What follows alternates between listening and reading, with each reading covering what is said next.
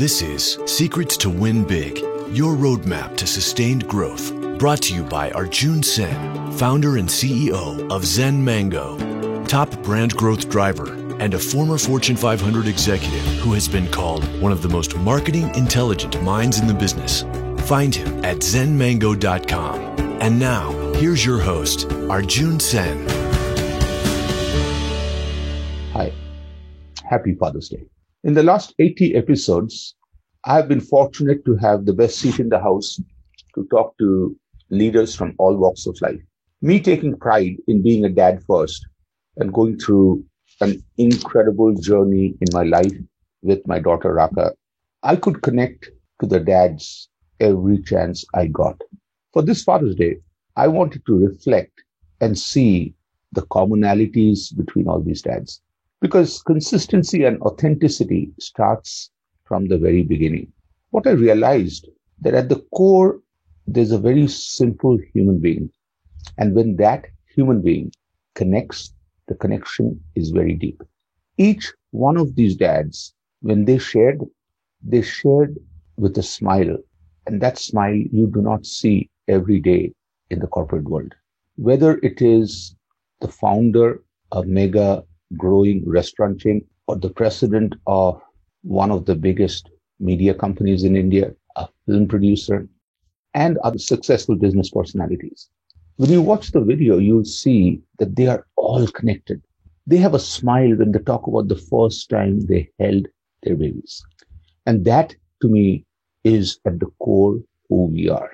As we celebrate the fathers and, of course, the mothers and our kiddos, it's very important to go back to that core on what makes us feel and embrace that special smile on the face.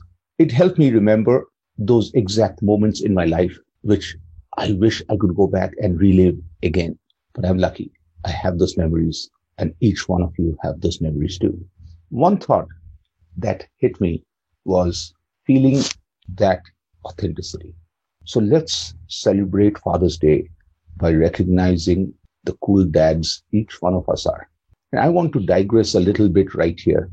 One of the 4 things I try to live on a daily basis is no regrets. I've learned this from one of the top athletes on this planet. We cannot change what we have done yesterday. So if I was working for you and you told me, Arjun, you should have done this, I can't change it. And the no regret is very important because yesterday, what I did, I put my best effort to be the best Arjun I could have been. At no point did I intentionally not play with all my heart. But in present, I can always learn and do better. So the learning I'm not taking away, but accepting, acknowledging, appreciating who I am from yesterday and living a life of no regret is very important. And this is very important in our journey as dads because we love our kiddos and this journey comes with no user manual and we always are trying to do a little better. Let's just pause for a second. Let's just celebrate and feel the deepest level of caring and feeling that we feel. Appreciate that. Acknowledge that. Know that we are trying to be present every chance we can and then live a life of no regrets with a big smile. Yes, we can get inspired by each other and get better. It is truly an honor and a pleasure to share with you a peek of the different takes of fatherhood from some of the current episodes. Thank you for following me and the podcast for the last 4 seasons. Enjoy. Happy Father's Day and happy listening. Hi. Happy Father's Day to each one of you in every corner of the world. Even though Father's Day is officially celebrated on June 20th, each one of us dads are proud of every day of the year we get to be cool dads to our amazingly cool kiddos. As I talked to the other dads, what I found was the commonality of the conversations, but more than the conversation, the smile on their faces as they talked about their kids was simply priceless. Let's start with that feeling of being a father that connects us all? We were actually a little nervous. I mean, to be perfectly honest with you, we went out and bought a dog just to have the ability to practice being responsible and accountable for somebody other than ourselves and each other. And believe it or not, that was a really good learning experience because, we hadn't had to have that kind of discipline for a long time. But when Jade was born, it was breathtaking for me. The first time I held her, I could not believe that, human beings are capable of creating new life like that. And it was heartfelt and touching. And Jody and I, we had this great combination of joy and nervousness and anxiousness. And we were literally, we were scared straight into having to be the most accountable parents out there. It struck me that this is big. This is a thing that possibly going to change my life forever. That moment when Mick came out, and I got to hold him in my hands, the feeling was amazing. It was like heavenly, right? And the baby people gave me the baby and took us to clean him. And the first thing he ever had in his mouth was sugar water to calm him. I remember vividly when Malachi was born, my wife and I both were able to take a moment and just be quiet, smile, tears of joy coming down our face, and just thankful that we had both endured, her more than I had endured delivery, and had the opportunity to see the baby that we had been waiting for 9 months. For me, it was September 15th, 1993, 3:08 a.m. in Wichita, Kansas. Raka enters the world, and as I watched from a distance, I saw the first thing my little baby did in the doctor's arm was she peed. I was so excited that Raka's mom, my wife then, Gopa, and myself, we created a life form that pees. They're so little. They're like this big, and just seeing their little eyelashes and their fingernails, it's absolute awe and wonder was, I think, the main thing. I was just completely struck by just how incredible every human life is, and really got an appreciation for that. So before Ogni was born, of course, there was anticipation and there was anxiety, there was happiness, various emotions, but purely because we didn't know what will come up. Once Ogni happened, and then after that, I was told, the doctor said, hold. And I didn't want to, because this thing was so small, and I was positive I'm going to drop. I was petrified that what if I hurt by mistake, because I've never held anything live, because even before that or after that, I'm very skeptical about going to anybody's house and holding a baby, other people's babies, because with mine, I can take a risk. Others, I can't take a risk. That was magical. I was surprised how lively that baby was already. It was like within seconds came into the world, and was already like a full acting little baby, although so small. And I thought it was really magical that something is so lively. She was 2 years old. We played this game, which any two sane people would not even consider playing. But that's the coolest game I've ever played. Raka would be in her car seat on the back and driving. And all of a sudden she would say, Baba. Baba means dad. I would say, Raka. Baba. Raka. Baba, Baba. Raka, Raka. Oh, Baba. oh Raka. This would go on and on. And it just felt cool. Like just thinking about those moments, I wish I could go back for 2 minutes and play the game with my daughter one more time. I think of my daughter, Brianna, and when she was probably 6 or 7 years old, and we were driving on the East Coast from Virginia back to Charlotte, North Carolina. And you have the car moments where the whole family's together. And so 2 young kids, me and my wife, and we just said, "Hey, Brianna, can you sing a song for us?" And she just instantaneously sings this song. And it's like, "I love my mom. I love my dad." And she builds it into a rap, right? "I love my mom. I love my dad. I love my bubby." And then she goes, "What's that smell?" And then she comes back to the song. "I love my mom. I love my dad. I love my mom. I love my dad, especially my dad."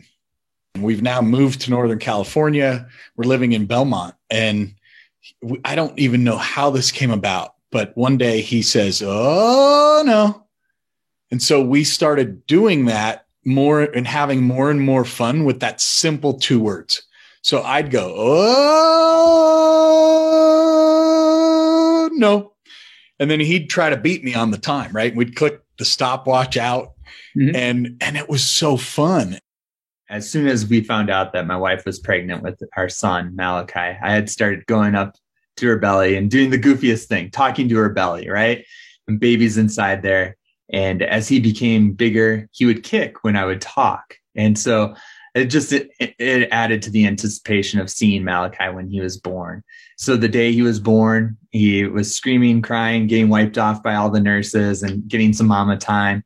And then the nurses took him over to do a health check, and they look over all of his body. And while they're doing that, he was screaming and crying and said, "Malachi, baby boy, you're okay. I love you. Daddy's here." And he turned kind of towards my direction and stopped crying. And that was day 1. And that was just amazing to see that all that time we had been waiting to see him, and he recognized my voice. I think I hit myself against the kitchen door or something. And I pointed to my head and said, "This is where it hurts." And then he came over to me, stroked it over here, and then asked if I'm better, and looked at me like this.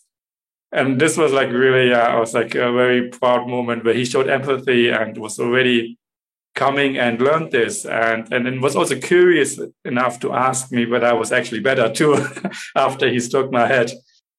Raka was 13 years old. She had a tough day when she ran to me, came right here in my shoulder, and I gave her a hug. And she was just there. A few seconds, maybe 5 or 10 seconds later, I realized it was already a long enough hug, so I started tapping her on the back.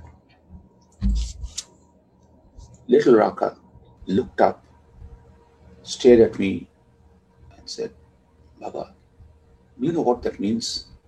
When you start tapping me like this, it means you're telling me that's enough, buddy, that's enough, buddy. Baba, when I am in a hug with you, you will stay in the hug as long as I need it." I got it. I realized how insensitive I was being. I also realized how fortunate I am for little Raka to run to me and for me to hold her. And the longer the hug is, the longer I have my baby in my arms. In his musical journey, he's tried violin, he's tried flute. You know, when he was in a middle school band, he couldn't play the piano or in a band, so he tried all these sorts of instruments, right? Try things, but do what you enjoy doing. He passed out of Duke University right in the beginning of the pandemic. Here is a young boy sitting thousands and thousands of miles away from home, talking to his parents over video conferencing, and staying alone in a room, not even physically attending his classes. And he's being told by his interviewers that we're not too sure whether we're going to recruit. Not for a day he was panicking. And I was feeling very proud. He was going through his life with a remarkable ease. And I'm sure there must have been a lot of tension in his mind. I'm sure he was feeling worried, but he never let it come to the fore even once. I was going on a shoot, and he came out of the bedroom wearing his pajamas, his hair standing up, just gotten out of bed. I said, "Baba, where are you going?" I said, "I'm going to work." So he said, "Do you have to go?" I said, "Yeah, I have to go, unfortunately." So says, "Okay, so what are you going to do?" And while I was tying my shoelaces and I explained what I was doing, we were shooting that day in some field, and we were shooting a scene of a father and a little kid playing football. And so I explained, this is what I'm going to shoot. So he ran inside, got his football out and said that, Baba, don't go, I'll play with you. And I didn't know how to explain to him that I rather than spending time with him, who willingly wants to spend time and play, I'm going to work with one man and a child who don't know each other, never met each other before, make them look like a loving father and son, and make them, play with each other. And actually, I can not do that and stay at home and play with somebody who really wants me to be around. But of course, I had to go and I went for the shoot. But like I was saying, what it taught me is being sensitive to time. Happy Father's Day to every dad on this planet. Even though Father's Day is celebrated officially on June 20th, we are lucky to be dads to amazing kiddos for 365 days a year. As you celebrate today, think about that one feeling, that one raising a father moment.